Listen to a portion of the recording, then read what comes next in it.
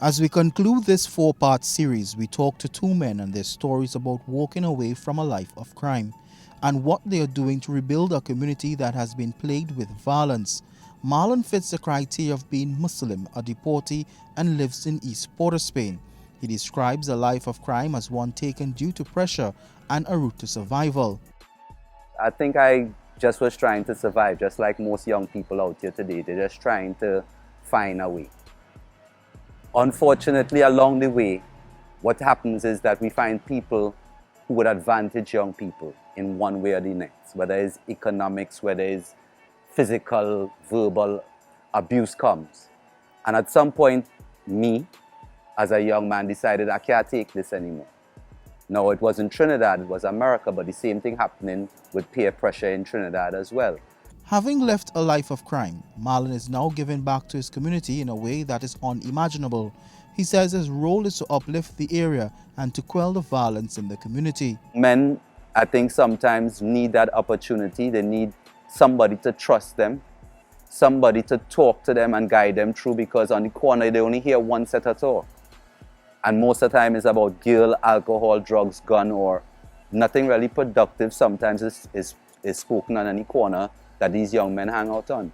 My job gives me the opportunity to go in communities, be on the corner with these young men, and sometimes change the simple conversations. We might bring up thoughts and ideas that might help them change how they think about themselves and life and their community in which they live. The murders in Laventille have been declining as a result of the introduction of many social programs. But Neil Inge-Noel, a violent interrupter at Project Reason, has his work cut out for him. Ingen has known a life of crime since in his early teens and has done from robbery to kidnapping. He served 20 years in prison for his crimes. The only time I got to realize that wasn't the age when I ended up in prison. And plenty youth right now, how they try and understand is when they reach in prison, then you know how wrong you're going. So if they can do it from now while you're out, you don't wait till they go in prison, it will be better. Because I telling you, my life, from the time I was 32 years, I ended up in prison. Ingen admits it was not easy living a life of crime.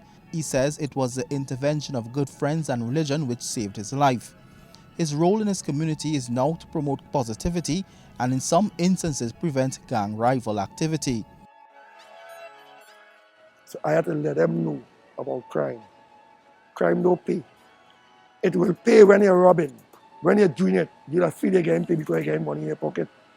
But when you get locked up and you're inside prison, your mother has no money, your father has no money, your brother them in helping.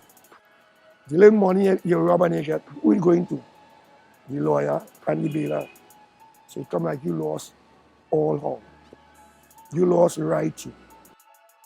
It has not been a year since Project Reason started, and already there have been some advances in East Port of Spain as they attempt to quell the incidents of murders and violence in the community. Otto Carrington, GML Enterprise Desk, Port of Spain.